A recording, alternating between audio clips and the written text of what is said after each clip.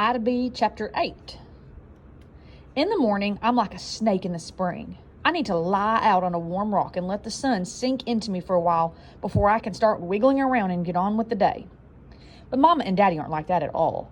They're like birds. They wake up before it's light, and they're singing and fluttering around just as soon as their eyes are open.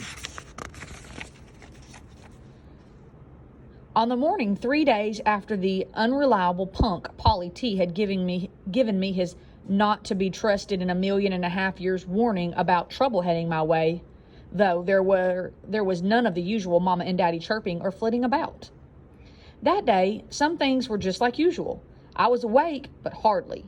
The only things moving were my right arm and my mouth.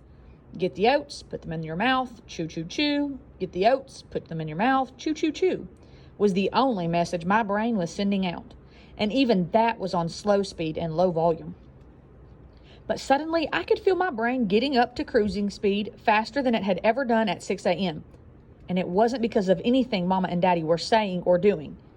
It was because they were silent and still. And my brain knew that that was unusual and just plain not right. I got a tingle down my spine, a funny taste in my mouth.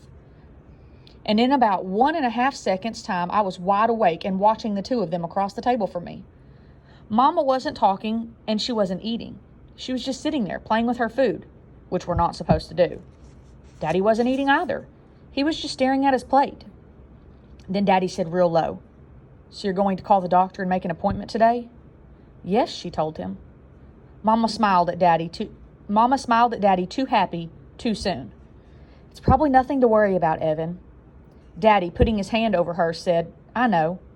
But he didn't raise his eyes to Mama's. He just kept looking at the tips of her fingers sticking out from underneath his big hand. There was a quiet in the kitchen I'd never heard before, like the whole world had stopped.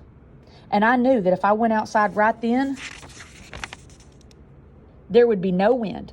The plants would have stopped growing, and the sun would be frozen in the sky. "What's going on? What's nothing?" I almost hollered, because somebody had to make enough commotion to get things moving and back to all right again. Mama and Daddy looked over at me like I was a surprise. "It's nothing for you to worry about, honey," Mama finally said. And Daddy looked out the window. "What's nothing?" I repeated, because that sort of answer usually means there's more than plenty to worry about, but not too much that can be done. "Why are you sad? What's going on?"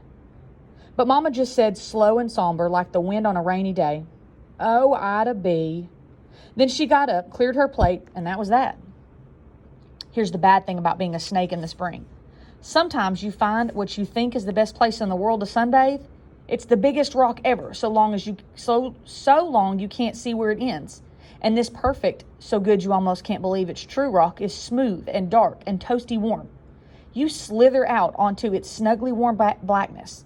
And pretty soon you get so cozy and content lying there that you fall asleep, stretched out and snoring even. You are sure you are in snake heaven. But, being a snake, you're so low to the ground you can't see that this piece of rock paradise you're lying on is really a road. You're so cushy, comfy, and sleeping so deeply that you don't hear that big old truck hauling 2 tons of tomatoes getting closer and closer.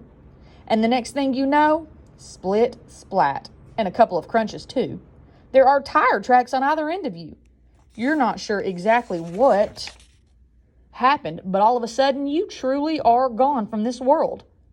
So I've learned that even when you think you're in heaven, you need to stay alert and have a plan. Some things are very hard to plan for, though.